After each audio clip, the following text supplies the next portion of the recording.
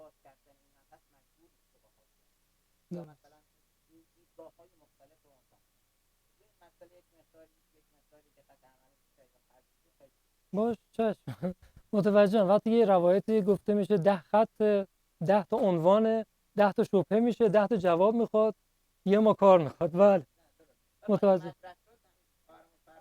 درست حداقل در پایان اون جلسه چون دوستان که امروز شرکت می‌کنن ممکن است که شرکت نکنن اینو همینجور که دیدید ما این جلسه مثلا بله حداقل یه چیزی در این ابعاد اگه مطرح میشه حداقل جوابش رو تا آخر جلسه تلنگری بله.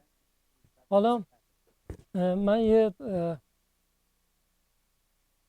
2 تا نکته رو خدمتتون بگم.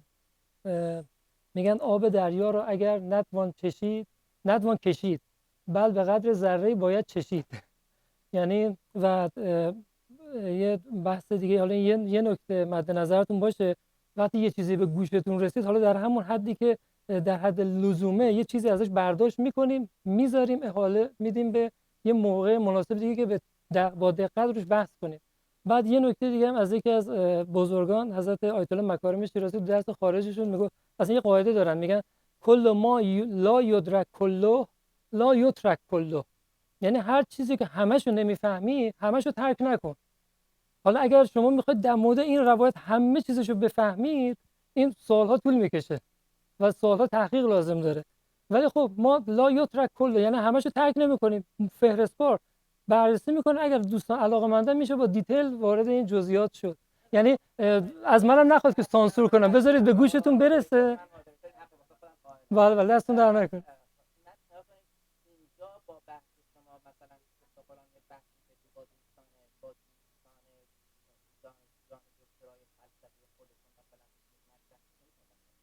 درست. همه در لول‌های مختلف هستن و شما اونجا موقعی که یک بحث میشه خب همه مجبورن در اون بحث بشن تا آخرش میان درست. ماها اینجا یه جلسه میان جلسه که ممکنه در ایجاد بشه نیان که شاید با توجه به یعنی اگر این مسائل مطرح میشه تا یه جمع‌بندی مناسبی آخر بحث شاید درست. درست. بله چشم. حالا پس این مبحث که امکان داره که به خود پیامبر به خودش گمان بد ببره، همچین چیزی امکان نداره. بعد نکته دوم، آیا امکان داره که شیطان در امر وحی دخالت کنه یا نه؟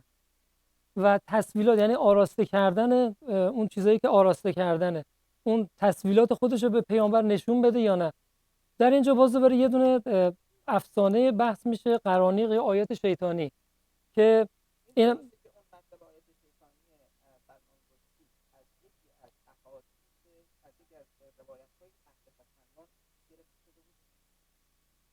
الان همین روایت دیگه. الان من این روایت هست اینجا باز دوباره بله خود تیتر روایتش اینه، منتها خب اون نویسنده کتاب آیات شیطانی دیگه هزار تهمت دیگه هم وارد میکنه دیگه. این یه دونه روایت دروغه. بعد به این روایت دروغ هزار چیز دیگه هم وارد میکنه، تهمت شهوترانی، نمیدونم دروغگویی، هزار تا چیز دیگه هم وارد میکنه. بله این یه دونه هم توش هست.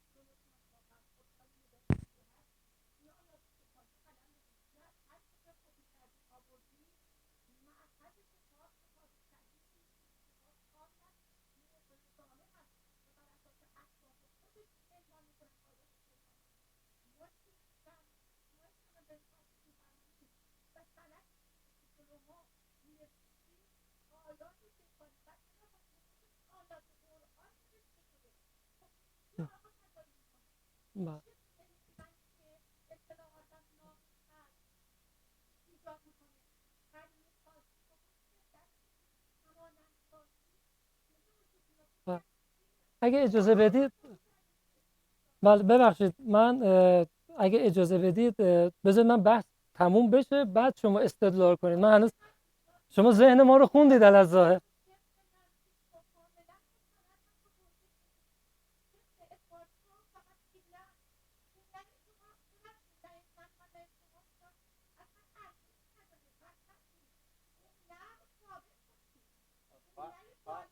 اجازه بدید خواهر اجازه بدید من مثلا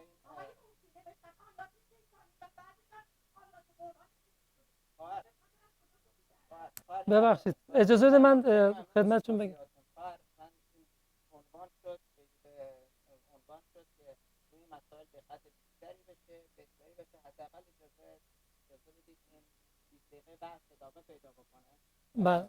و امیدوارم این تصویه انشاءالله مرتبه بعد در نظر. بله من ببخشید فکر کنم چون یه سری از حالا خواسته خواهر عزیزمون چون تو جلسات اول نبودن، من به عنوان منبع چون گفتن این از کجا آوردی و این چرا آیات قرآنه، این صفحه 38 کتاب آشنایی با علوم قرآنی حضرت آیت الله محمد هادی معرفت. اول جلسه خدمتتون گفتم گویا فراموش کردید، جلسات اول ما گفته بودیم منابع رو، یعنی اینجا از این درس در سال سوم و دوم حوزه علمیه همین کتاب تدریس میشه، همین متنی که الان این میبینید اینجا جلوی من کپیش هست. یعنی خواهش میکنم به ما تهمت نزنید که این آیات قرآن آوردین اینو گذاشتید، این در حوزه علمیه تدریس میشه. خواهش میکنم لطفا حکمم نکنید، اگر لطف بفرمایید حکم نکنید. ما داریم اینجا یه بحث، اجازه میدید من کلامم منعقد بشه اول. ما اینجا داریم یه بحث علمی رو مطرح میکنیم و به هیچ وجه حکم نمیکنیم. حکم وقتی که بحث مطرح شد و یه محکمه بود. الان این صفحه سوالتون این بود که این کجاست، جوابتون این صفحه 38 کتاب آشنایی به علوم قرآنی حضرت آیت الله محمد هادی معرفت، چاپ حوزه علمی قم. این جواب شما. حالا اجازه بدید ما به بحثمون به صرف مسائل به قول معروف جانبی نشه، بریم سر بحث اصلی. از دیگر مسائلی که در مورد پدیده وحی مطرح میشه این بود که آیا شیطان میتونه در امر وحی دخالت کنه یا نه. در اینجا حالا اینجوری که دوستان حساسیت به خرج میدن میگه خب اینو حذفش کنیم، ولی اگه اینجوری باید همه چیزو حذف کنیم بریم اصلا هیچ شبهه‌ای وارد نشه. ولی داستان به این صورته. درست بله. نگاه کنید داستان به این صورت بوده که البته این بازم یه روایت جعلیه و هیچ وقت شیطان نمیتونه بر پیامبر بیاد وارد بشه و تصویرات خودش رو وارد کنه. اثباتش هم خیلی ساده است.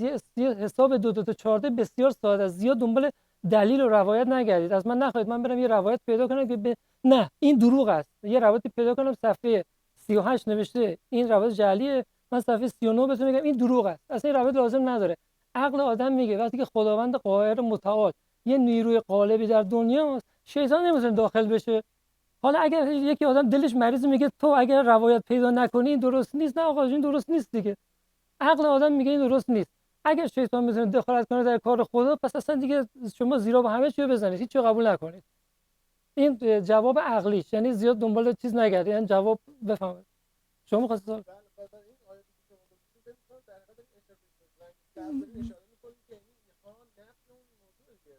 نه نگاه کنید این یه روایتی هست که حالا این روایت من خیلی مختصر میگم باز وارد بحثش نمیشیم.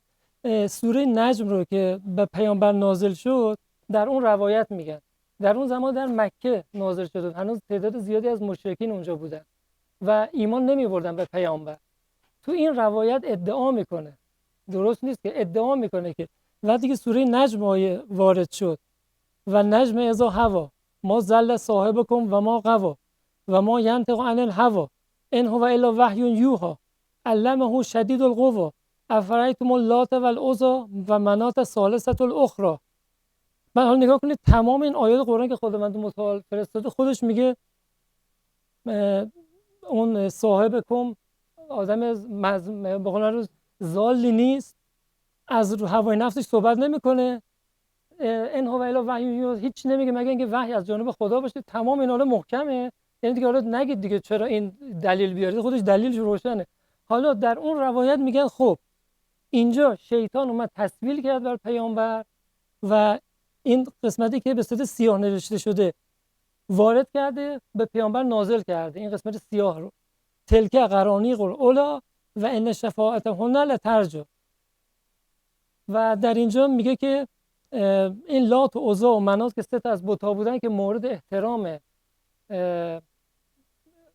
قبیله بت‌پرست قریش بودن، اینجا شیطان میاد این ستا رو وارد میکنه، میگه این قرانیق الاولا هستن. اینا حالا قرانیق معنیش جوانان زیباشیه، یعنی یه تفسیر خوبی، تفسیر خوبی ازش بیان میکنه. میگه اینها شفاعتشون مورد قبوله. بعد تو دنباله این روایت مجعول میگه که خب اون بت پرستی قریش میگه ای پس تو قرآنی که به پیامبر نازل شد اسم بتای ما هم اومد بعد از اون، اونا ایمان می آورن و به قول معروف داستان به خوبی و خوشی تموم میشه، مثل داستانای که پایان خوبی داره. ما تا همونجوری که خدمتتون میگم اصلا تو خود همین آیات قرآن تا هم اولش اصلا توضیح میده که همین چیزی درست نیست. بله بله.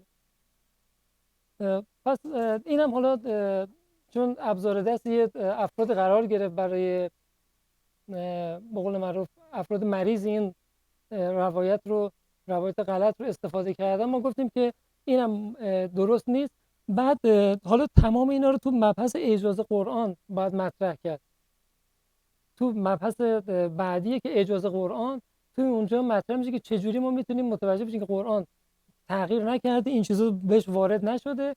منتها الان با توجه به آیات قرآن که خود همون سوره نجم از آیه 1 تا 19 بیان میکنه و با توجه به ادله عقلی متقن، هر آدم عاقل متوجه میشه که خداوند متعال اصلا انقدر قدرت داره که جهان رو در تصرف خودش قرار بده و این القاءات شیطانی و اینکه پیامبر به خودش گمان ناروا ببره به هیچ وجه امکان پذیر نیست. مبحث بعدی اینه که میاد زبان وحی رو بررسی میکنه. فکر کنم دیگه فرصت نشه که ادامه بدیم. حالا پس این چون خیلی میخواد ببینه یکی دیگه از مباحثی که تو آیات قرآنی مطرح میشه اینه که در قرآن چه سرفصلایی به کار رفته. اینه دیگه همه دوستان میدونن. مباحث قرآن رو که نگاه میکنیم میبینیم یا احکام شرعی در قرآن اومده که بوده مثلا 500 آیه آیت الاحکام، احکام و تکالیف که احکام تکالیف شرعی داریم، احکام تکالیف اخلاقی هم داریم که اون مباحث مطرح میشه. یه سری آیات الاحکام حدوداً 500 آیه از قرآن آیات الاحکامه که فقیه اون 500 تا رو در استنباط احکام فقهی استفاده میکنه. خیلی دیگه نسبت 6400 حساب 500 به 6400 میشه مثلا 1 به 12. آیات دیگه هست قرآن امثال و حکمه. میبینید که خیلی زیاد و ضرب لنا مثلا مثال میاره، داستان میاره در قرآن، داستان پیشین رو میگه، ضرب المثل میاره در قرآن، سخن از سرای غیب، از عوالم فرشتگان، از جهنم، بهشت، این مباحث مطرح میشه. معارف و اصول شنو که همون اصول عقایده که مثلا ایمان چیه، ایمان به خدا چیه، ایمان به غیب چیه و این مباحث رو مطرح میکنین. کل مباحثی که توی قرآن به صورت سرفصل مطرح میشه و الان ما همه اینا رو آشنا هستیم.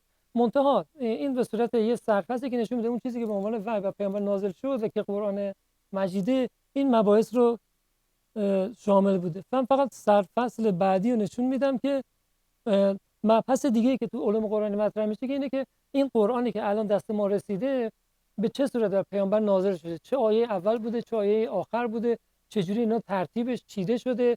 این قرآنی که الان در دست ماست به چه صورتی بر پیامبر از نظر ترتیبی نازل شده. دیگه حالا این مبحث بعدیه و برای اینکه دوستان یه بار دیگه متوجه بشن مبحث علوم قرآنی چیه، من فقط اون اسلایدی رو که میگه مبحث علوم قرآنی سرفصلش چی هست اینجا نشون میده که علوم قرآنی در مورد این مباحث بحث میکنه،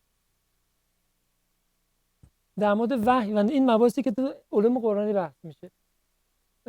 علم قرآنی علمی که موضوعش قرآنه، در مورد تفسیر بحث نمیکنه، یعنی وارد قرآن نمیشه که بیاد بگه آیه 32 سوره بقره تفسیرش چیه، اصلا وارد بحث قرآن نمیشیم.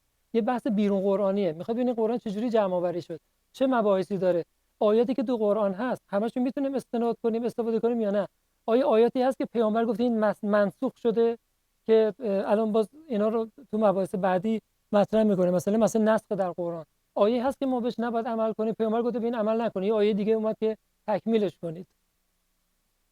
آیاتی که مثلا محکم و متشابه، یه آیاتی داریم در قرآن که دقیقاً نص صریح داره و واضحاً معنای متیقنی داره، یه آیاتی هست که معنای متیقنی نداره، یه مقدار باز و دارای ابهامه. اینو به چه صورت باید ازش استفاده کرد؟ بحث محکم و متشابه، بحث اینکه قرآن به چه صورت معجزه است. سلام علیکم. و در صورت این مباحث در علوم قرآنی مطرح میشه و الان ما تو این جلسه در مورد این مباحث میخوایم بحث کنیم. حالا انشالله به امید خدا در جلسات بعد اگه خداوند بخواد انشالله دونه دونه این مباحث رو مطرح میکنیم. برای سلامتی خودتون صلوات بفرستید و السلام علیکم و رحمت الله و برکاته. خیلی ممنون، تشکر میکنم که دوستان تشریف آوردن، خیلی لطف کردید. خواهش می‌کنم.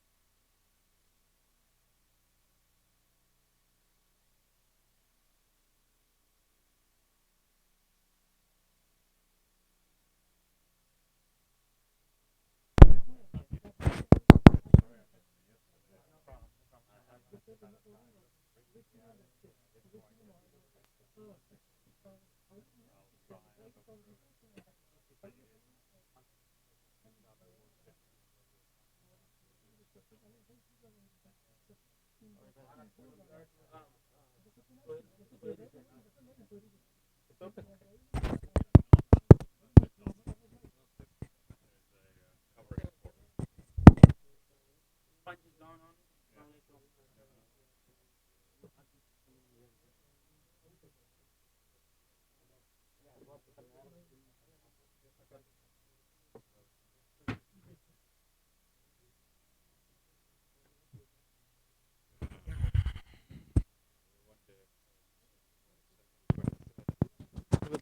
We didn't read anything yesterday, right?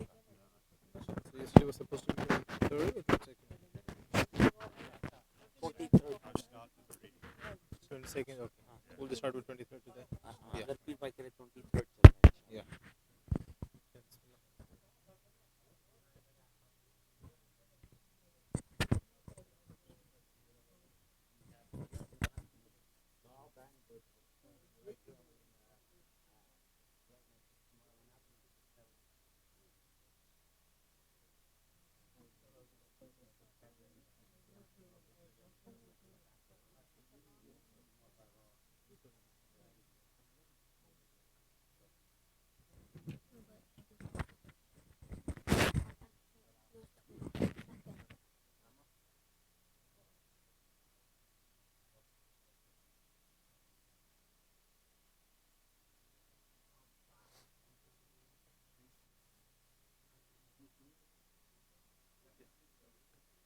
أعوذ بالله من الشيطان الرجيم. بسم الله الرحمن الرحيم. وما أنزلنا على قومه من بعده من جند من السماء وما كنا منزلين.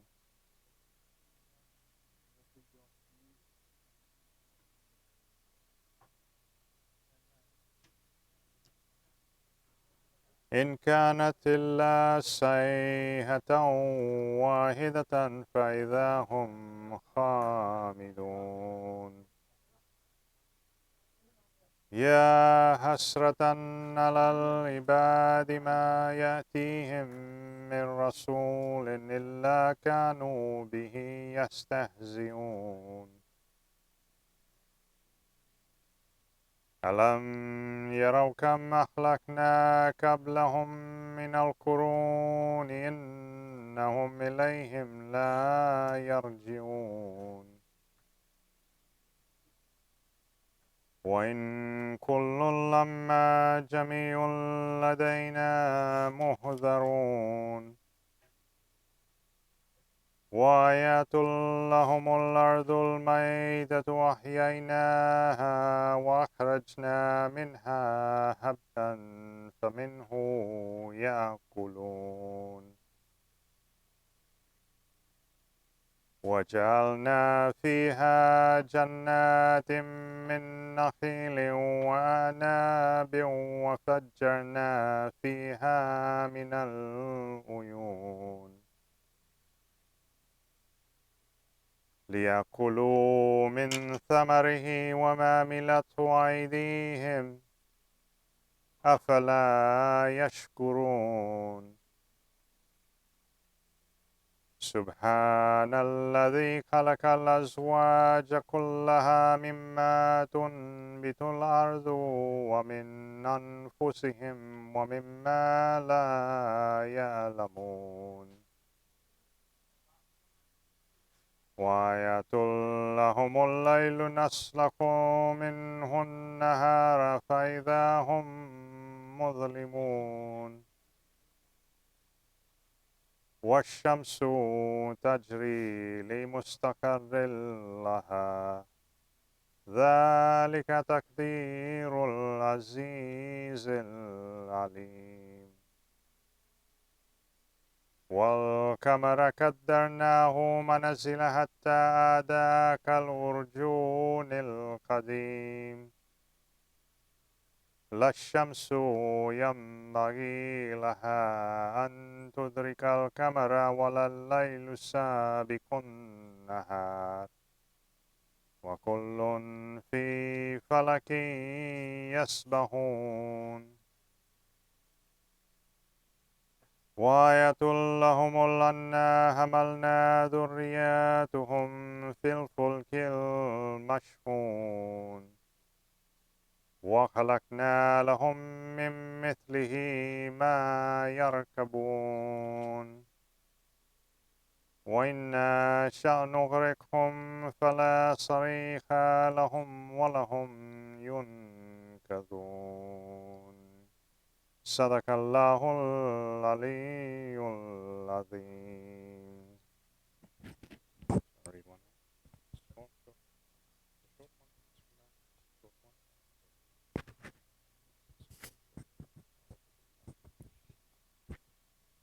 أعوذ بالله من الشيطان الرجيم بسم الله أعوذ بالله من الشيطان الرجيم بسم الله الرحمن الرحيم إلا رحمة منا وما تأن إلا حين صدق الله العظيم.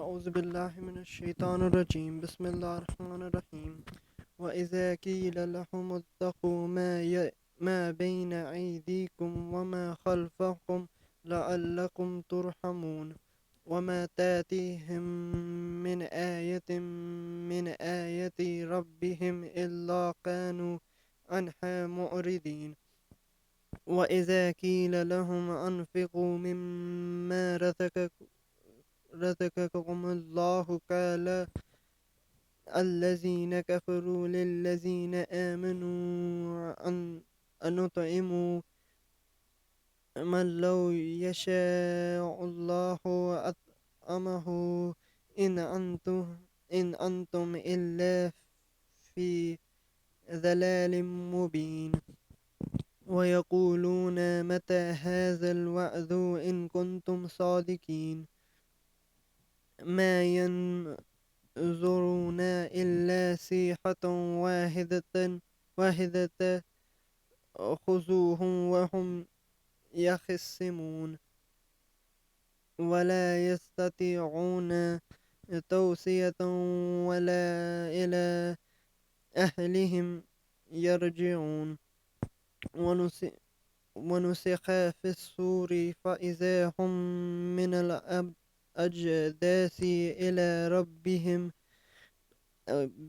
ينسلون قالوا يا ويلنا من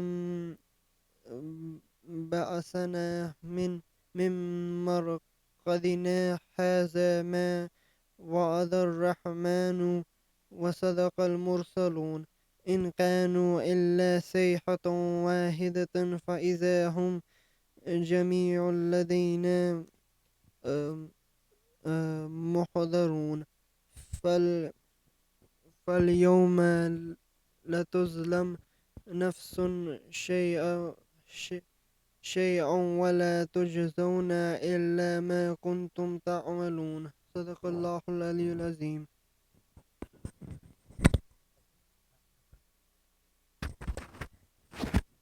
أعوذ بالله من الشيطان الرجيم بسم الله الرحمن الرحيم. إن كان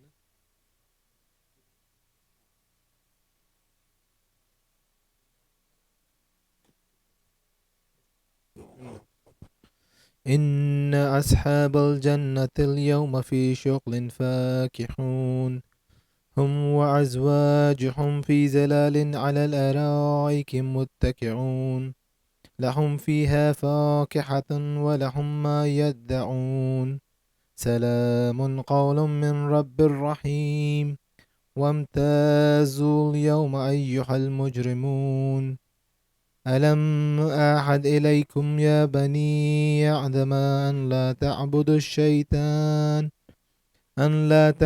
الشيطان إنه لكم عدو مبين وأن اعبدوني هذا صراط مستقيم ولقد أزل منكم جبلا كثيرا فلم تكونوا تعقلون هذه جهنم التي كنتم توعدون أصلوها اليوم بما كنتم تكفرون اليوم نختم على أفواههم وتكلمنا أيديهم وتشهد أرجلهم بما كانوا يكسبون ولو نشاء لتمسنا على أعينهم فاستبقوا الصراط فأنى يبصرون ولو نشاء لمسخناهم على مكانتهم فما استطاعوا مضيا ولا يرجعون ومن نعمره ننكسه في الخلق أفلا يعقلون وما علمناه الشعر وما ينبغي له إن هو إلا ذكر وقرآن مبين لينذر من كان حيا ويحق القول على الكافرين أولم يروا أنا خلقنا لهم مما عملت أيدينا أنعاما فهم لها مالكون وذللناها لهم فمنها ركوبهم ومنها يأكلون ولهم فيها منافع ومشارب أفلا يشكرون واتخذوا من دون الله آلهة لعلهم ينصرون لا يستطيعون نصرهم وهم لهم جند محضرون فلا يحزنك قولهم إنا نعلم ما يسرون وما يعلنون أولم ير الإنسان أن خلقناه من نطفة فإذا هو خصيم مبين وضرب لنا مثلا ونسي خلقه قال ما يحيي العظام وهي رميم قل يحييها الذي أنشأها أول مرة وهو بكل خلق عليم الذي جعل لكم من الشجر الأخضر نارا فإذا أنتم منه توقدون أوليس الذي خلق السماوات والأرض وبقادر على أن يخلق مثلهم بلى وهو الخلاق العليم إنما أمره وإذا أراد شيئا أن يقول له كن فيكون فسبحان الذي بيده ملكوت كل شيء وإليه ترجعون صدق الله العلي العظيم.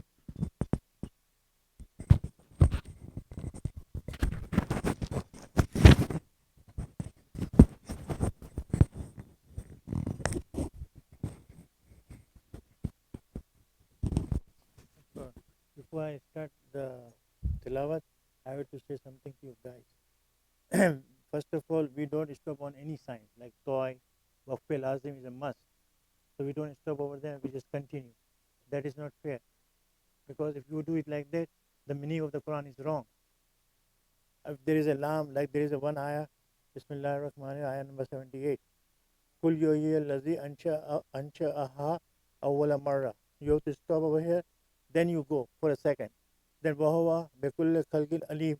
No, because there's a noon, so you have to continue with that. So what we have to do, what you guys are doing is wahuwa bekulli khalqin alim allazi. No, because there's a noon over there. But my question is a lam. Look, yeah. But it is, I'm not arguing. It is, if you do it like that, then Quran is correct. Otherwise, no. It's fine. It's fine. My duty is to say to you guys. Bismillahir Rahmanir Rahim. Wasafat saffan. Falzajirat zajran. Fattaliyat zikran. Inna ilahakum lawahid. Rabbus samawati wal arzi wa ma bainahuma wa rabbul masharik. Inna zayyana as-samaa'a ad-dunya bi zinati lil kawakib wa hifzan min kulli shaytanin marid. لا يسمعون إلى الملأ الأعلى ويقذفون من كل جانب دهورا ولهم عذاب واصب إلا من خطف الخطفة فأتبعه شهاب ثاقب فاستفتهم أهم أشد خلقا أم من خلقنا إنا خلقناهم من طين لازب بل أجبت فيسخرون وإذا ذكروا لا يذكرون وإذا رأوا آية يستسخرون وقالوا إن هذا إلا سحر مبين أإذا متنا وكنا ترابا وإذا من أئنا لمبعوثون وآباؤنا الأولون قل نعم أنتم داخرون وإنما هي زجرة واحدة فإذا هم ينظرون وقالوا يا ويلنا هذا يوم الدين هذا يوم الفصل الذي كنتم به تكذبون بسم الله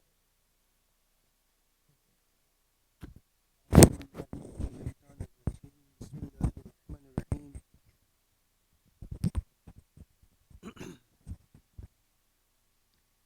احشروا الذين ظلموا وأزواجهم وما كانوا يعبدون من دون الله فاهدوهم إلى صراط الجحيم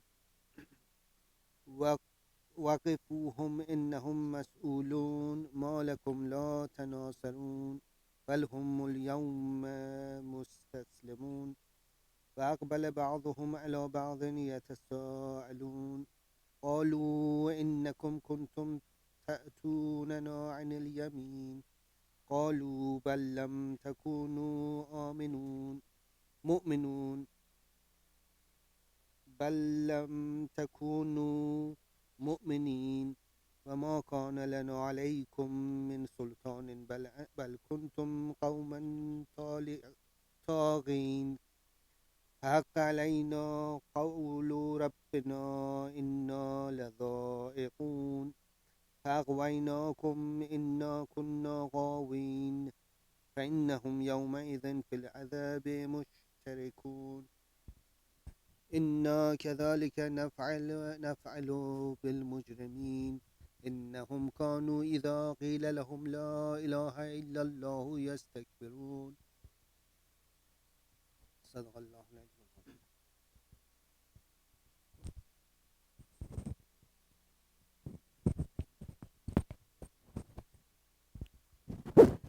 أعوذ بالله من الشيطان الرجيم ويقولون أئنا لتاركو آلهتنا لشاعر مجنون بل جاء بالحق وصدق المرسلين إنكم لذائقو العذاب الأليم وما تجزون إلا ما كنتم تعملون إلا عباد الله المخلصين أولئك لهم رزق معلوم فواكه وهم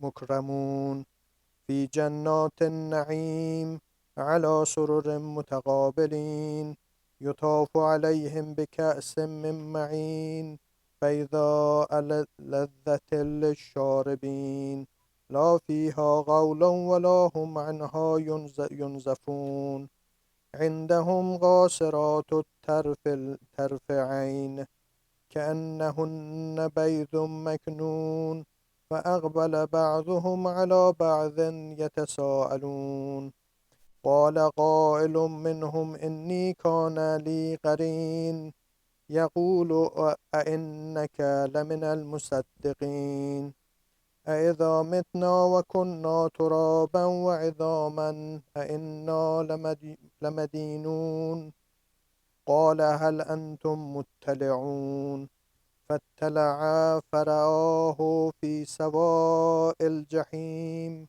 قال تالله إن كدت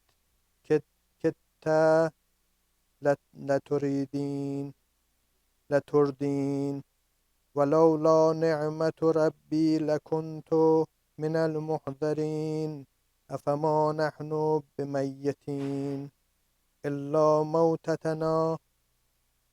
موتتنا الأولى وما نحن بمعذبين إن هذا لهو الفوز العظيم لمثل هذا فليعمل العاملون أذلك خير نزلا أم شجرة الزقوم إنا جعلناها فتنة للظالمين إنها شجرة تخرج في أصل الجحيم تلعها كأنه رؤوس الشياطين فإنهم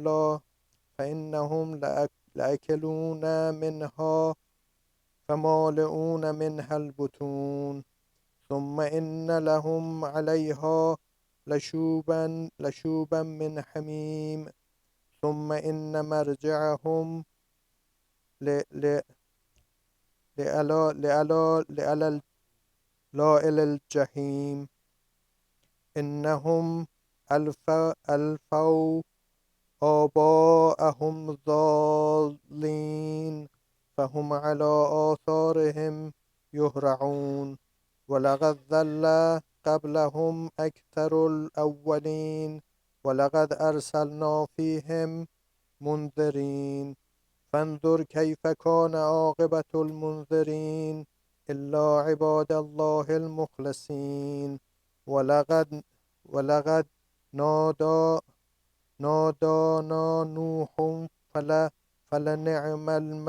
فلنعم المجيبون ونجيناه وأهله من الكرب العظيم صدق الله العلي العظيم.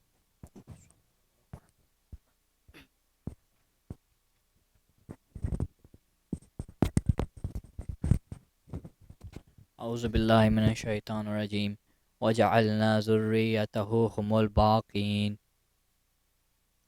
وتركنا عليه في الآخرين سلام على نوح في العالمين إنا كذلك نجزي المحسنين إنه من عبادنا المؤمنين ثم أغرقنا الآخرين وإن من شيعته لإبراهيم إذ جاء ربه بقلب سليم إذ قال لأبيه وقومه ماذا تعبدون أعفكا آلهة دون الله تريدون فما ظنكم برب العالمين فنظر نظرة في النجوم فقال إني سقيم فتولوا عنه مدبرين فرغ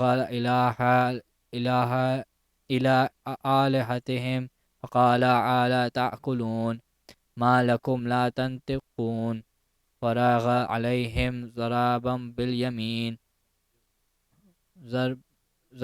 باليمين فأقبلوا إليه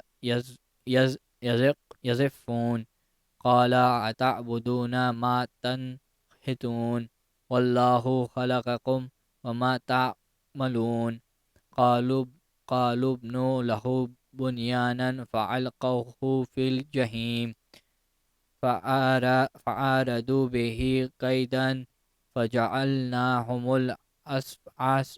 الأسفلين وقال إني ذاهب إلى ربي سيهدين ربي هب لي من الصالحين صدق الله العلي العظيم.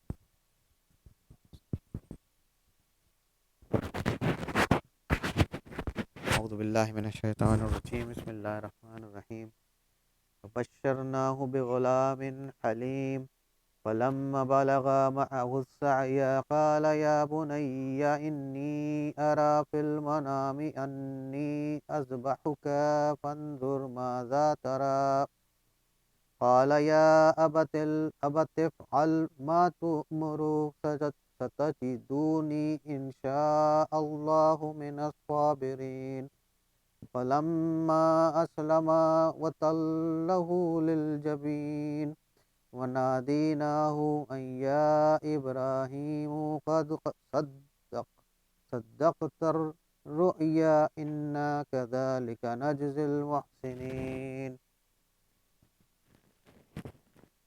إن هذا لهو البلاء المبين وفديناه بذبح عظيم وتركنا عليه في الآخرين سلام على إبراهيم كذلك نجزي المحسنين إنه من عبادنا المؤمنين وبشرناه بإسحاق نبيا من الصالحين وباركنا عليه وعلى إسحاق ومن ذريتهما محسن وظالم لنفسه مبين صدق الله العلي العظيم.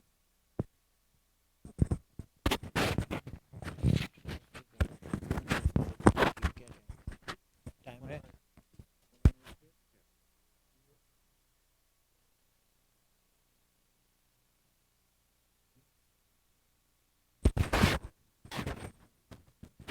صدق الله العلي العظيم.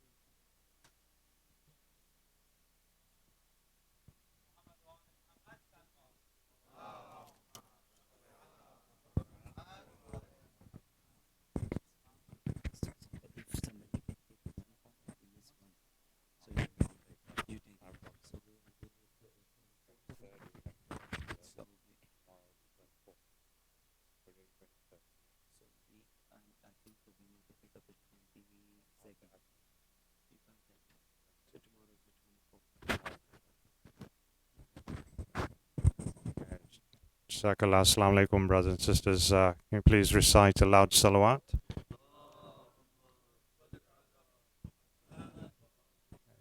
I would like to invite Maulana to the member, please. Please recite another loud salawat.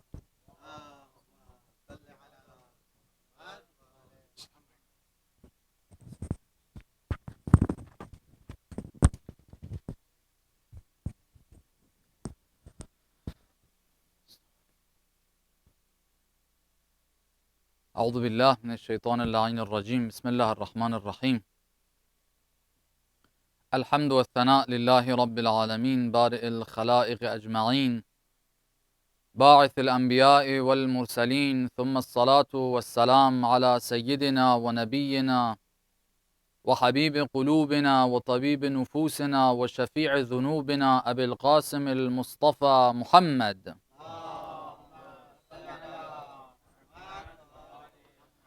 وعلى أهل بيته الطيبين الطاهرين المعصومين المكرمين المنتجبين لا سيما بقية الله في الأراضين روحي وأرواح العالمين لتراب مقدمه الفداء ولعنة الله على أعدائهم أجمعين إلى قيام يوم الدين. For the hastening and the return of our Imam, please recite the salawat.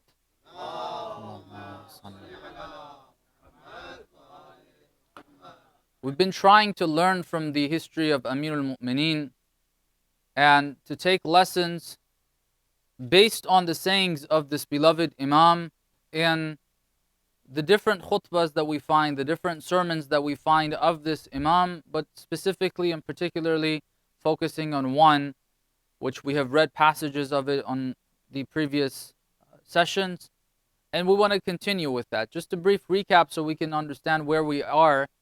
The Imam said that what is going to be a trait that people can have that is most fearful to the Imam, and we said it is that trait, that quality, That is one of the main causes that caused the people during the time of the Holy Prophet, or a people that were raised by the Holy Prophet over the course of 23 years, who developed a culture, an Islamic culture, one that the akhirah, the hereafter, was more important for people.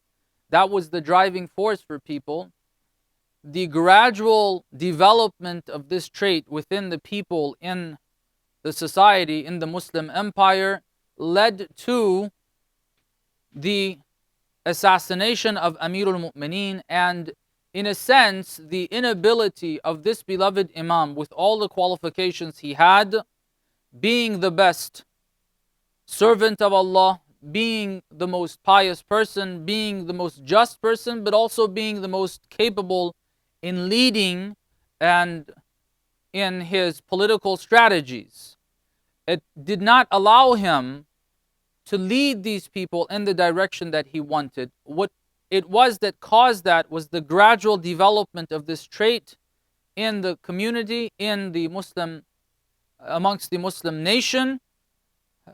We explained a bit, to the best of our ability, how this trait gradually became a social problem, and not it being simply something found in individuals, some individuals in that community, but rather it became a problem that many people, the masses, the culture became such that people were pushing and people were striving to have more material gains and have more respect in the community from that perspective.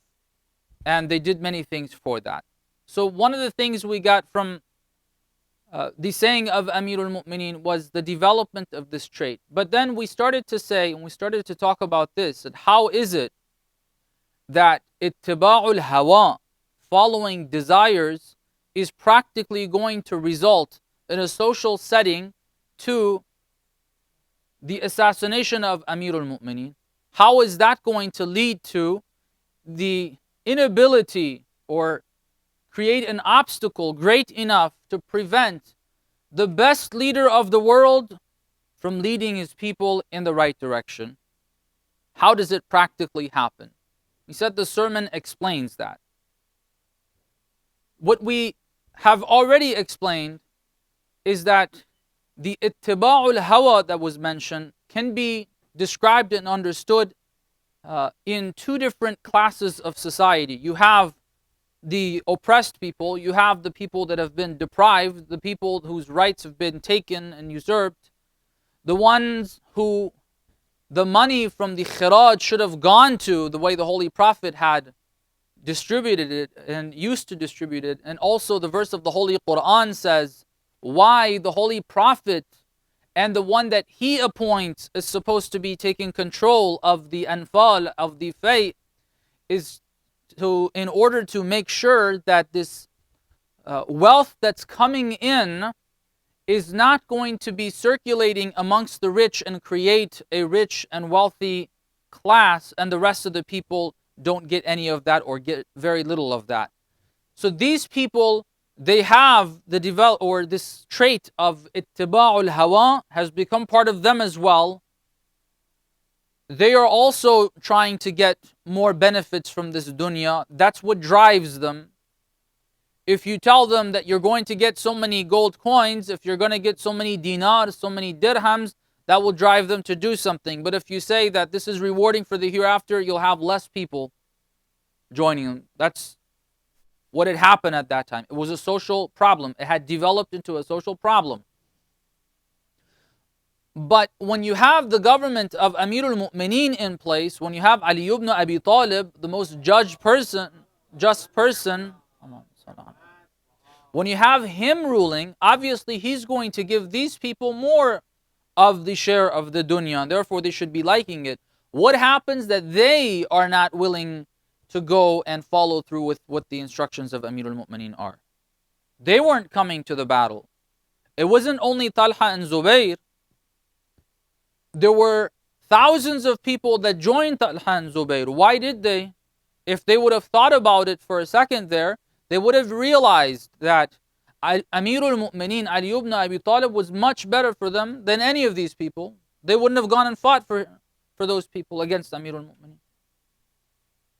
It's these same people that are oppressed, that have been deprived, that are underprivileged, that are joining Talha and Zubayr for the dunya.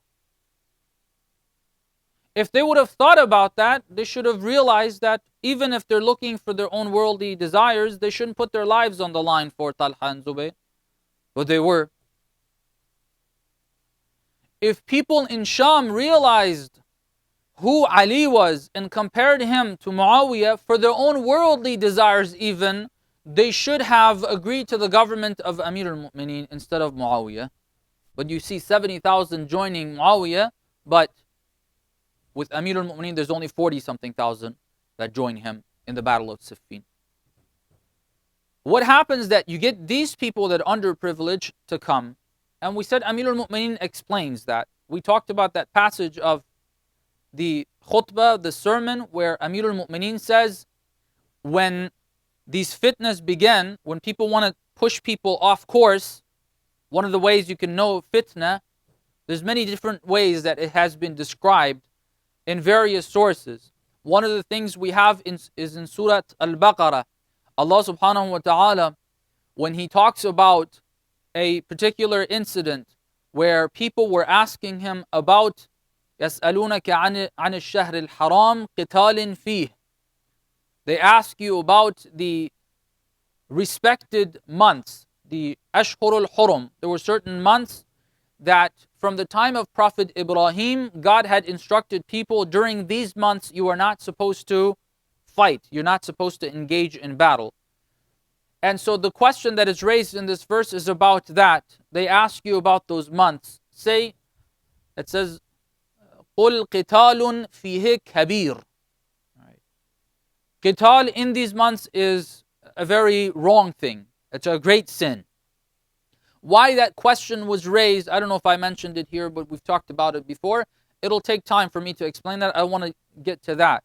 But then the verse continues on to say, وَصَدٌّ عَنْ سَبِيلِ اللَّهِ وَكُفْرٌ بِهِ وَالْمَسْجِدِ الْحَرَامِ وَإِخْرَاجُ أَهْلِهِ مِنْهِ أَكْبَرْ عِنْدَ اللَّهِ وَالْفِتْنَةُ أَكْبَرْ مِنَ الْقَتْلِ. Okay. Fitna is worse than killing. The previous descriptions given are descriptions of fitna. صَدٌّ عَنْ سَبِيلِ اللَّهِ. Preventing from the path of Allah. There are a people that are trying to deviate, prevent people from going on the right path. They want to go to the wrong path. They're going on the wrong tracks themselves. They want to pull people to their side. That's fitna. Amir al-Mu'mineen says, when you have fitna, you will have people that are going to follow their desires, the leaders of that fitna, and they're going to have people that are going to follow them. How are they going to get them to follow them? Amir al-Mu'mineen said this. He said, well, don't think that they're going to come and lie to you only. And don't think that when you have that dispute, everybody's being truthful. They'll take a bit of haqq and a bit of batil and mix them up and give it to you, present it to you. And there, that point is going to be very difficult for you to identify what is right and what is wrong.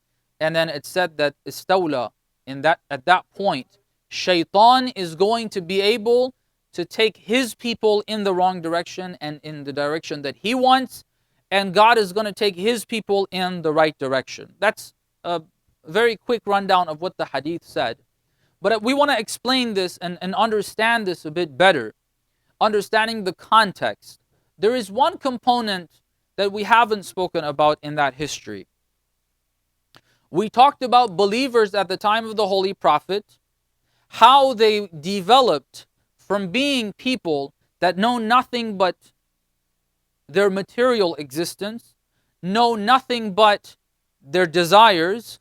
They developed into becoming very strong believers, such that nothing in this world mattered to them. And the only thing that mattered was Allah subhanahu wa ta'ala, and Allah subhanahu wa ta'ala being pleased with them. We talked about those people, and then we talked about how those people gradually started following what their nafs. They started following their desires. But there's another component in that history that is important for us to understand.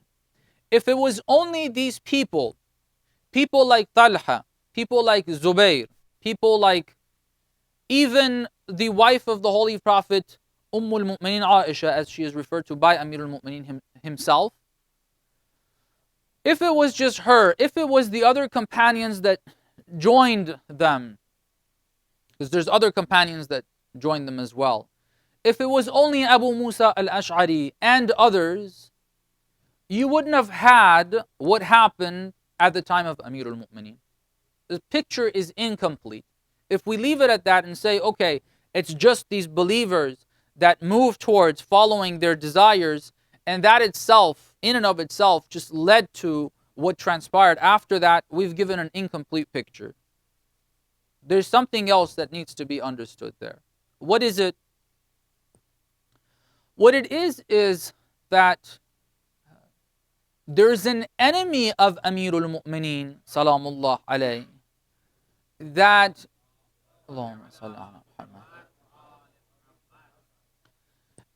is with all of his existence, with all of his ideology, with everything he has, he's against Ali ibn Abi Talib and his rule.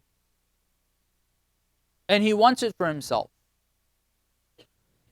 There's a difference between this individual and his group of people, people that follow him, and the weak believers we've talked about. What's the difference between them? The difference is this. If you look at Zubayr is someone that actually believed in Islam. He put his life on the line, really. That's why God gave him the messenger of God. The Holy Prophet gave him a title. He was known as Sayful Islam, the sword of Islam. He was very brave. He really believed in what the Holy Prophet said. He did. In fact, for those who didn't know, he's one of the ones who did not abandon Amirul Mu'mineen after the demise of the Holy Prophet. He's one of the ones that was in the house of Amirul Mu'mineen when they came to take him, according to some of the accounts. Not only that, in some of the accounts, because there's various accounts of what actually happened, and there were probably a few different occasions where they came and they asked for the Imam to go and so on. One of them, Zubayr actually pulled out his sword to defend and to stop them from coming in. For some odd reason, the sword slipped out of his hand and it fell, they took it. But he was willing to take out his sword to defend Amirul Mu'mineen. Even at the end of the Khilafah of the second Khalifa, he's still with Ali. Out of the 6 people that were in the Shura that the second Khalifa put to appoint the next Khalifa, the one other than Amirul Mu'mineen that believed in the Khilafah and the government of Amirul Mu'mineen was Zubayr. He's someone that actually believed. He really did. He belongs to the class of companions of the Holy Prophet that really wanted to do what was right. But this individual, along with some of the others, gradually got contaminated with the glamour of the dunya, with ittiba'ul hawa, and this is why this warning is coming to such people. This is why we're mentioning, Amirul Mu'mineen is talking to these types of people and saying, ittiba'ul hawa is very dangerous. Us, the community of believers, it's very dangerous for us to develop this trait. This is the companions that changed from what they were gradually to what they became later. But you have someone else, and his name is Muawiyah ibn Abu Sufyan, or ibn Abi Sufyan. Recite a salawat, please.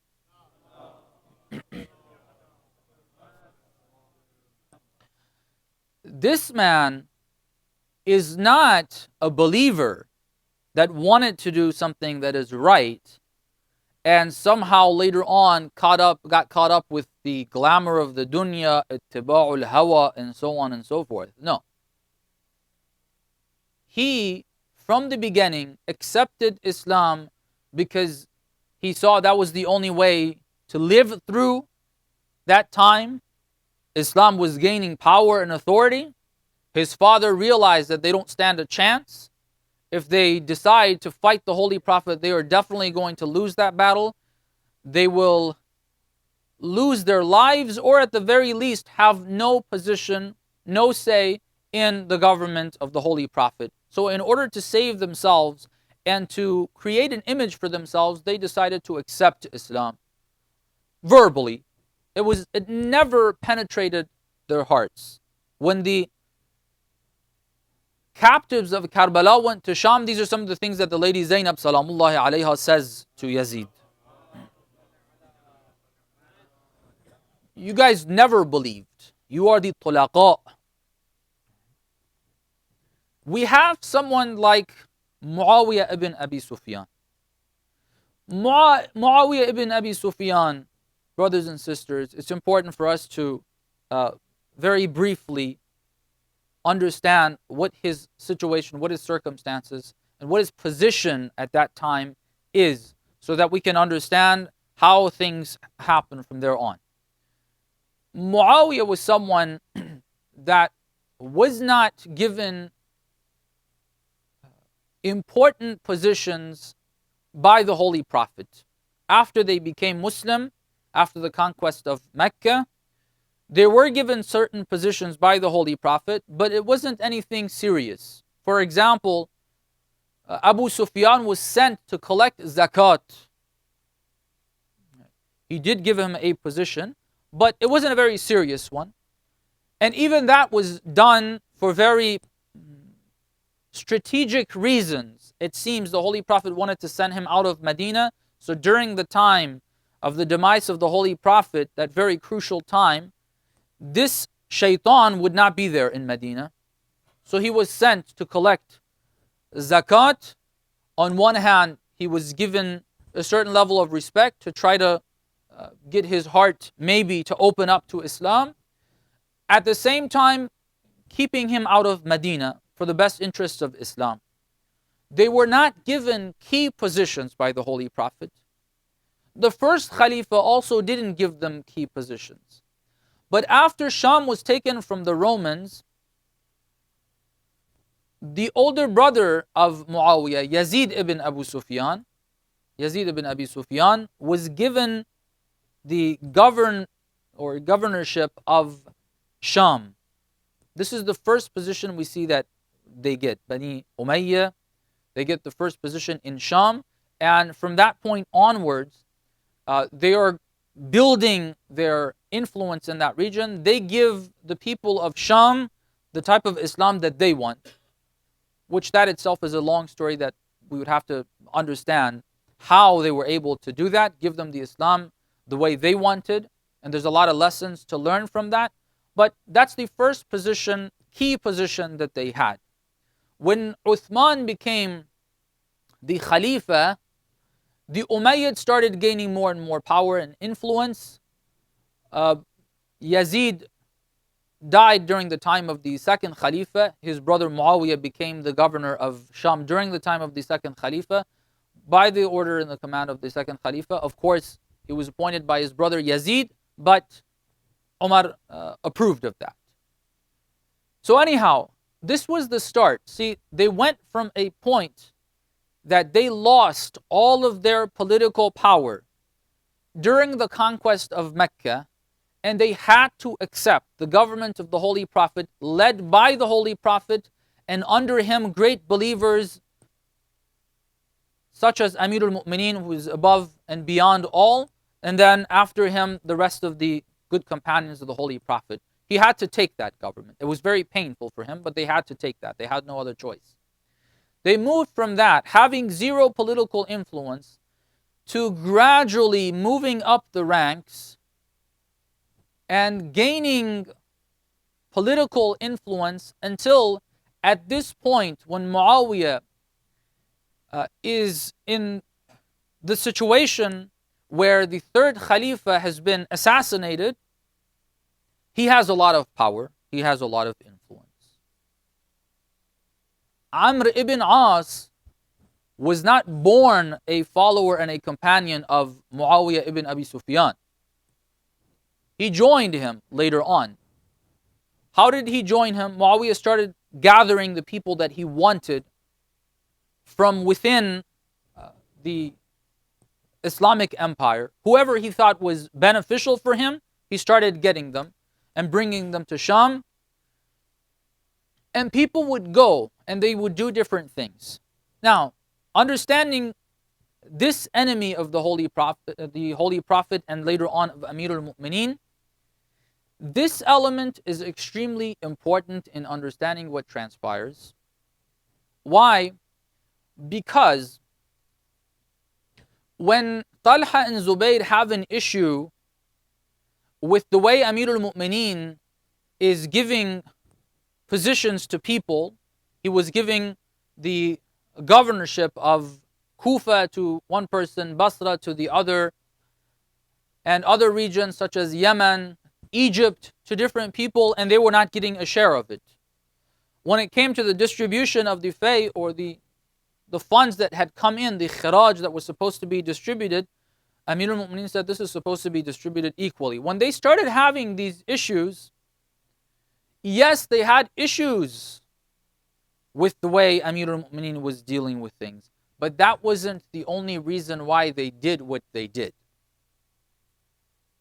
That wasn't the only reason. Muawiyah got wind of this, and obviously it was something that was expected. Before Amir al-Mu'mineen came to power, people knew that the justice of Amir al-Mu'mineen is not going to please certain individuals. There are going to be people that don't like that. Muawiyah kind of sorted out and figured out who it is that's having a bit of an issue with Amir al-Mu'mineen. He started writing letters to them. He wrote letters to Talha and Zubayr and encouraged them to revolt against Amir al-Mu'mineen. So we have that enemy, that element of kufr involved here. Recite the salawat, please.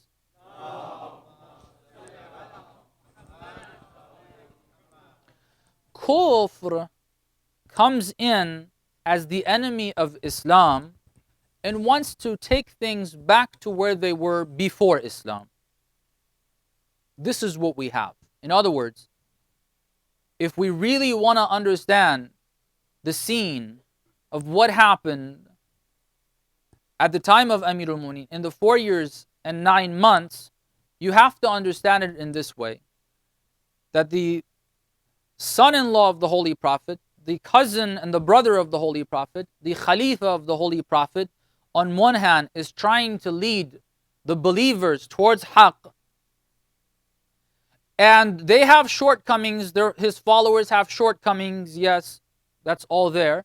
But then you have another leader who is the leader of kufr, although he portrays himself as a Muslim, but he's a leader of kufr, and he's trying to lead the people in his direction because he wants to rule all of the Islamic empire, the Muslim empire.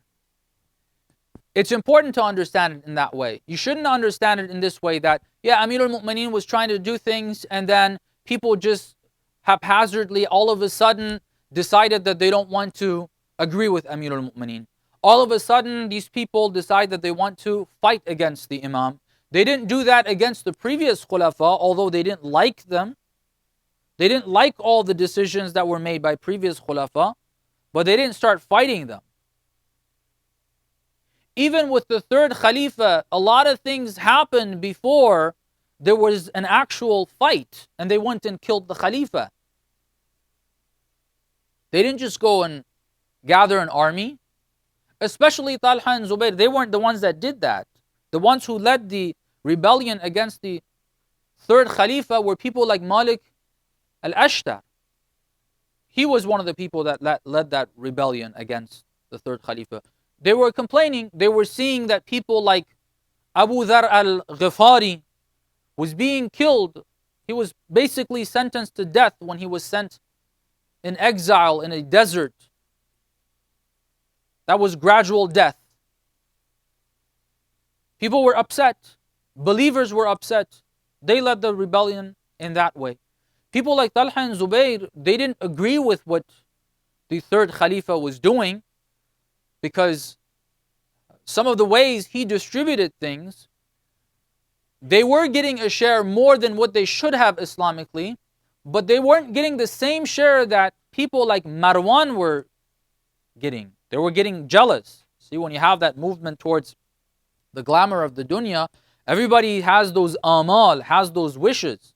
When they see that the khiraj, the taxes come from Tunisia, one of the regions that had just been added on, when it came, the third Khalifa gifted all of it to his son-in-law Marwan ibn Hakam, which was the son of a man who was cursed by the Holy Prophet. And Uthman brought him back into society. Otherwise, he was living outside of the city. When they see that this person gets more, they get jealous. They didn't like that decision. Aisha didn't like the decisions of the third Khalifa. Why? Because he started giving Aisha less than what the second Khalifa gave her. The second Khalifa was giving her more. Third Khalifa came in, he lowered that. She's upset. But she didn't lead a rebellion against the third Khalifa. It wasn't such that any time that people had a problem with the Khalifa, they would start up a rebellion against him. This time it is different though. You have a component there that is actually a leader of kufr, and his objectives and his motives are to get rid of Amir al-Mu'mineen and rule all over the Islamic empire. He's the one that instigates everything. He sends letters to Aisha. He sends letters to Talha and Zubayr. They come over there and they want to fight the Imam. They go to Basra and so on and so forth, as you have heard. And also the Khawarij after the battle of Siffin. Muawiyah himself is coming out in the open only in the battle of Siffin. So, up to this point, we have said that we have the believers. Let's try to see what the picture looks like. We have the believers led by Amirul Mu'mineen, strong companions that are still dedicated to the cause of Islam, and they will do everything for it. People like Ammar ibn Yasir, people like Malik al-Ashtar, people like Kumail ibn Ziyad al-Nakha'i, people like Muhammad ibn Abi Bakr, and others. You have them. You have the companions of the Holy Prophet that were great companions of the Holy Prophet. They were strong believers, but over time, they have kind of drifted away from that. And now what drives them is the dunya. You have them. Then you have the average person, average believer, who is not too strong to begin with, and now has been contaminated with ittiba'ul hawa as well. And then you have the kufr. You have the leaders of kufr, Muawiyah and his people. People, again, you can kind of distinguish between the ranks and say you have the leadership that knew exactly what he was doing. It was all about kufr. He never liked Islam. He never believed in the Holy Prophet. These are his own words. And then you have people that are very close to him. They also didn't believe in the Holy Prophet. But then you have people that sort of believed in the Holy Prophet, that were weak in their faith, people that were tricked into believing that Muawiyah is actually a good person. That side can also be classified. But I want to talk about, we see the party of Amirul Mu'mineen. You can categorize them in those three categories. And then you have the party of Kufr, which is led by Muawiyah ibn Abi Sufyan. How does the party of Kufr get to weaken the party of Iman?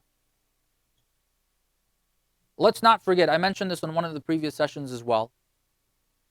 Amirul Mu'mineen rules over the majority of the Muslim empire. Most of it is under his control.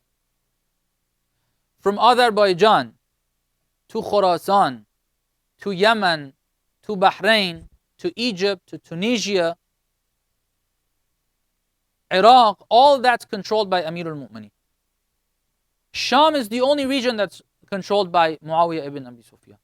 How is it that he's able to overcome the efforts of Amirul Mu'mineen, and in the end, 6 months after the Shahada of Amirul Mu'mineen, take over that whole region.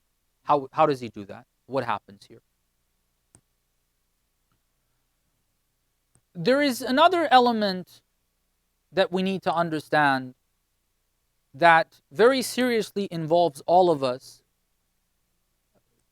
that will help us understand that situation and help us understand what our responsibilities are today. You have two groups of people in either of the two camps, the party of Iman and the party of Kufr.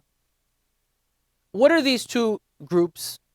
Not from a financial perspective or the perspective of their Iman and their belief in God, and whether they are contaminated by ittiba'ul hawa or not. That was a different categorization that we did, but this one is a bit different. What is it? You have two groups of people. One group of people, one category or class of people, are people that know what they're doing and make decisions based on knowledge, based on understanding.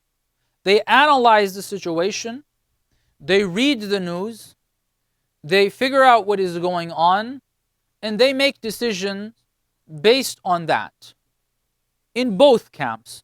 So for example, if you have the party of Iman, those class of believers that are part of the party of Amirul Mu'mineen, and they're of this class as we mentioned, they would be studying the news, looking at what's going on, realizing who's doing what, and based on that making the decision to move in the direction of Iman, do the right thing.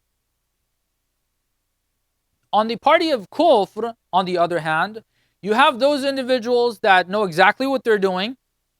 They are on top of the news. They know who's doing what. They know who the real believers are. They know who the weak believers are. They know who the party of Kufr is, who's really with them, who's against them. They know all of that. And they make decisions after having that knowledge, and they intentionally and willingly are moving in the direction of Kufr. All right? These people during the time of Amirul Mu'mineen were not too many. These people are not too many. You have the other class, which the majority of the people with Amirul Mu'mineen, and also with Muawiyah, of course, fall into this category. What is that? People who don't really understand what is going on, and they don't care about it. They don't really and seriously care about it, and therefore they don't make decisions based on understanding. They don't make decisions based on facts. They don't know what the facts are. They don't make decisions based on facts. So what do they make decisions based on? Whatever they hear. When the media of that time would hype something up, everybody would say, oh yeah, this is right. I'll give you an example. When Muawiyah saw that Amirul Mu'mineen became the Khalifa, what is his position? I really suggest brothers and sisters read that history if they can get their hands on a book that they can actually read and understand. Unfortunately, all the sources are in Arabic, or the majority of them. And we hope that some of them at least are, and all of them eventually are going to be translated so everybody would have access, or everybody learns Arabic and they can go and read it for themselves. You have both those options open to you. Because there's a lot that we are unaware of. There's a lot that reading and studying it is going to help us learn many things for our day and age. And as we said, we are really trying to wrap this up very quickly. There's too much to say and too much to explain. Of even the amount that I know, and trust me, I don't know too much. There's so much out there that still needs to be read. When the previous Khulafa came in, a group of people would be in Medina, they would pledge allegiance to that Khalifa, and then everybody else would go and pledge allegiance. The first Khalifa, I won't discuss what happened exactly there, that's a different thing. But when you look at the second Khalifa, People in Medina pledged allegiance, they gave their bay'ah. Everybody else, the governors that the first Khalifa had appointed, everybody pledged allegiance to them. Third Khalifa comes in, similar thing. People in Medina pledge allegiance, news gets out, everybody pledges allegiance, no problem. When Amirul Mu'mineen comes to power, you start seeing that the situation is a bit different. Muawiyah does not want to pledge allegiance. Now this is unprecedented.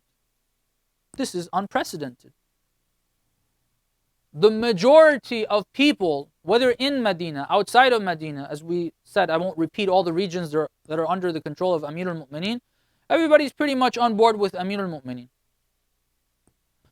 So if everybody's on board with him and Muawiyah wants to do something that's unprecedented, and there was a lot of this talk going on that you need to listen to the Khalifa, this is the representative of God and so on and so forth.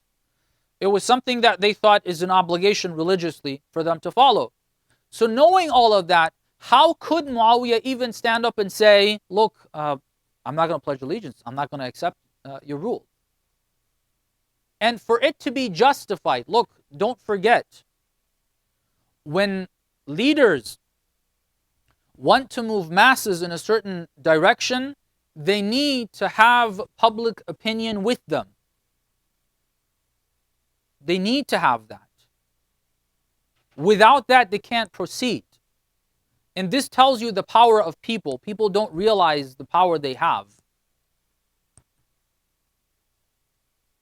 Evil powers try to manipulate public opinion to favor them and to convince them convince people to join with what the government is doing, even if it means lie to the people and just spread those lies and constantly repeat them and so on and so forth, as we have seen very clear examples of the justifications given to attack Iraq. They had to have public opinion with them. When Muawiyah wants to do this, he has to think of public opinion inside of Sham, and he has to think of public opinion outside of it. What does he do? What does he do? How does he cause people to come his way? See, let me remind you that we're understanding that statement of Amirul Mu'mineen. They're going to take haqq and batil and mix it up and confuse people. This is what is going to be happening. Led by who? Who leads this movement of mixing haqq and batil? It is the party of kufr that's doing this. What does he do? He says, when after Amirul Mu'mineen has fought the battle of Jamal and he's moved to Kufa, he starts writing letters to Muawiyah. Eventually it leads to the battle of Siffin. The letters that go and the messengers that go with Amirul Mu'mineen to Sham, in order to tell him, what are you doing? You need to accept this and you need to pledge allegiance and you're not going to be the governor of Sham. They came back with a message from Muawiyah. What is it? The message is this: I will not pledge allegiance unless you do this. What is it? He says, Uthman was killed unjustly. He hadn't killed anyone. Uthman is killed. Now everybody knew Uthman was killed. That was information that everybody knew. But how Uthman was killed, who killed him, it's not very clear.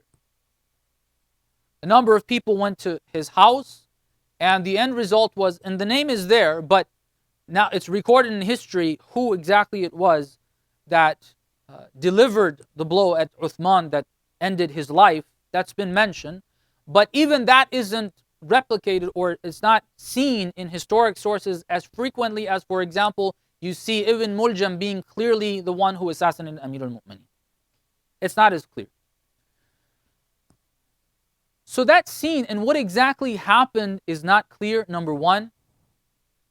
The fact that a Khalifa has been killed is not something that believers are going to like, many of them, simply because they didn't really feel that he needed to be killed for that, or for whatever he did, even if he did wrong.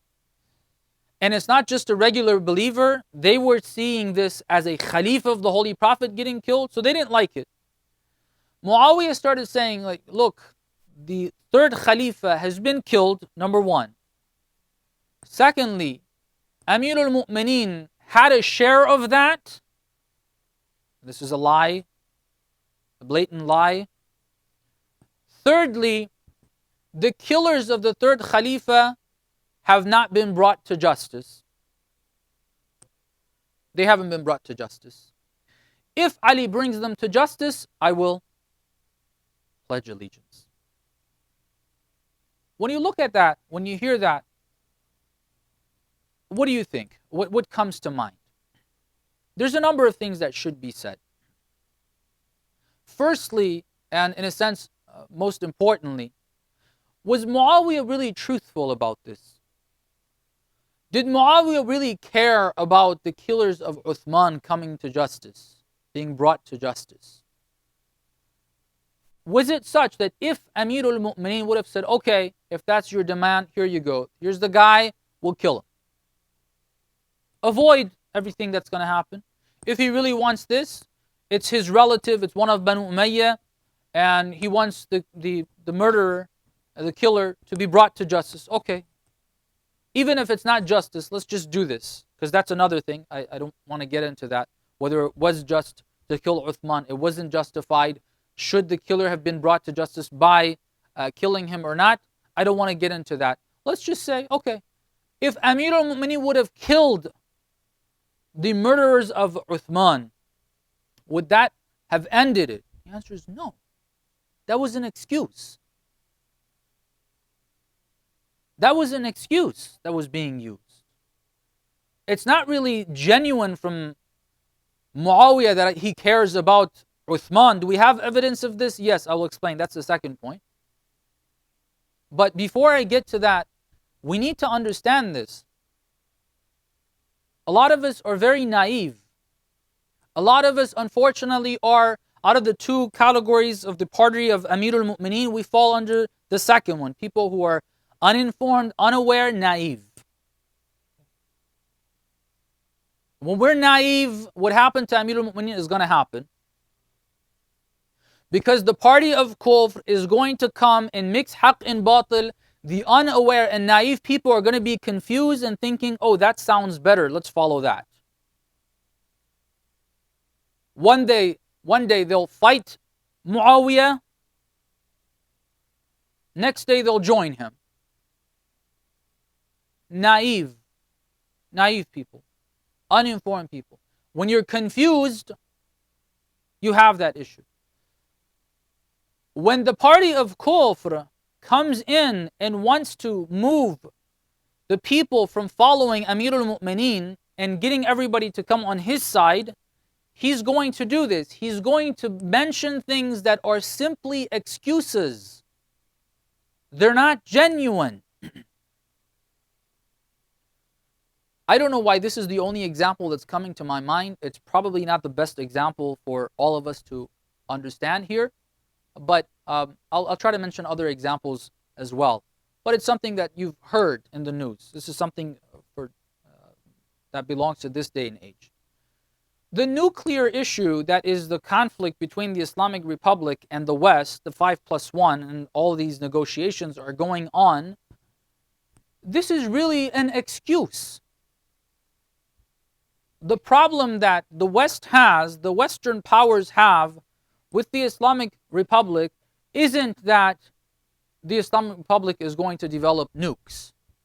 There is zero evidence of that, and they know it better than anyone else. And for a second here, let me put aside my the Islamic perspective of things, and let's forget that we're talking about an Islamic state. Okay, not the IS you have, that's Daesh. No, the Islamic State.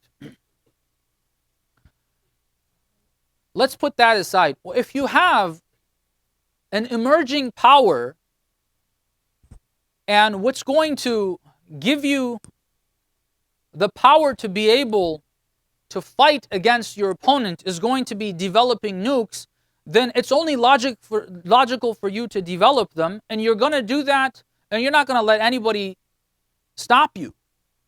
And in material standards, in the laws of the jungle, that's completely justified. because that the material laws are like that. That's how it is. If the U.S. is going to develop nuclear weapons, Russia has to do that. The USSR has to do that. It just makes no sense if they don't have it. Others are going to get it. The Zionist regime is going to get it because they have enemies. They're going to make sure they have that. The Islamic Republic doesn't want it.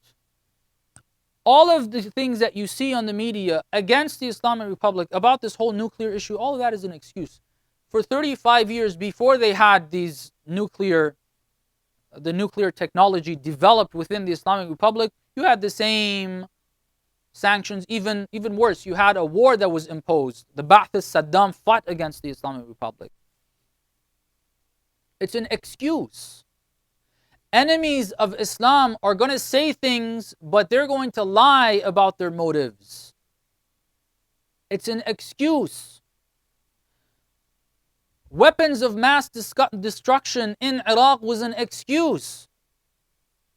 There's weapons of mass destruction in the most dangerous part of the world, handled by the most dangerous and ruthless criminals in the world, which is the Zionist regime. They have loads of them.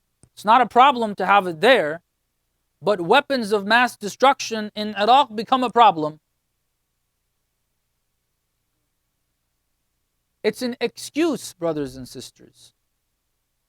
They look for excuses to start attacking, and they use them to manipulate public opinion. Believers should not be naive. We should be of the first class of believers, the ones that read, they study, they understand, they have basirah, they have insight. Otherwise, it's going to be this way or the other way. They can sway you one way or the other. With misinformation, they're going to push you in the wrong direction very easily. Very easily. The last thing I will say, well, inshallah, hopefully, maybe, if I feel the need to, I'll carry on with that discussion a bit in the next session. But the evidence that we have that Muawiyah cared less about Uthman is that Muawiyah had sent an army that was somewhere near Medina, and he could have intervened and saved the life of the third Khalifa. He could have. If he wanted to, he would have done that. There are signs and indications. Not only did he not want that not to happen, he actually wanted it to happen. He wanted Uthman to get killed. And that's how ruthless people can become. They'll kill their own president in Dallas, Texas, for their own objectives. Okay? They'll get very ruthless and very dirty. If they need to do that, they will do that. It is clear, there's a lot of evidence there that Muawiyah could have saved Uthman. He didn't. Uthman even asked for help. Everybody knew what was going on.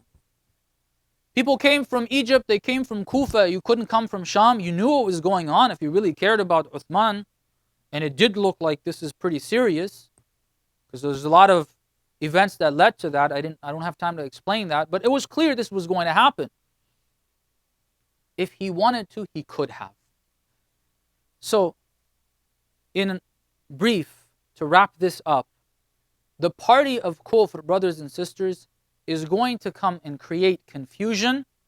What that is going to do is a couple of things. One is that it's going to have an impact on the class of believers that have insight but are contaminated with ittiba'ul hawa. It will have an impact on the masses that do not have or didn't have, and hopefully we will develop that insight.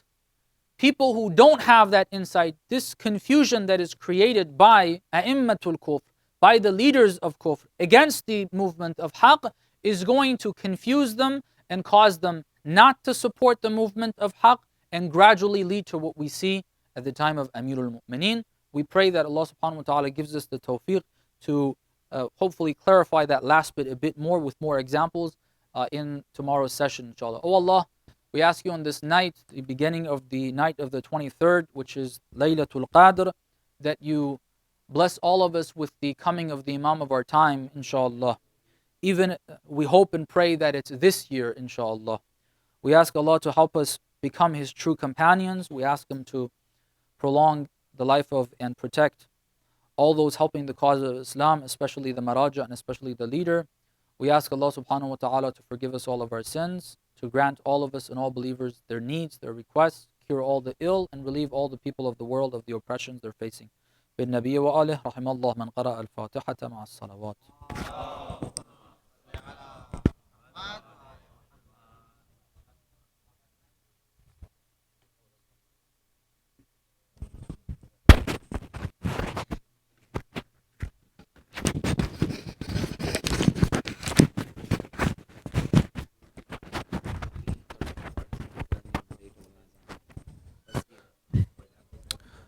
MOMIN, ladies Jamaat will be in Hall C, led by Brother Wajah Siddiqui. We will need 5 volunteers from the men's side to go in Hall C with Brother Wajah to fulfill the Jamaat conditions. MOMIN, it's time for Azan and Maghrib. I will request Brother Ibrahim to give the Azan. Bar Muhammad wa ala Muhammad salawat.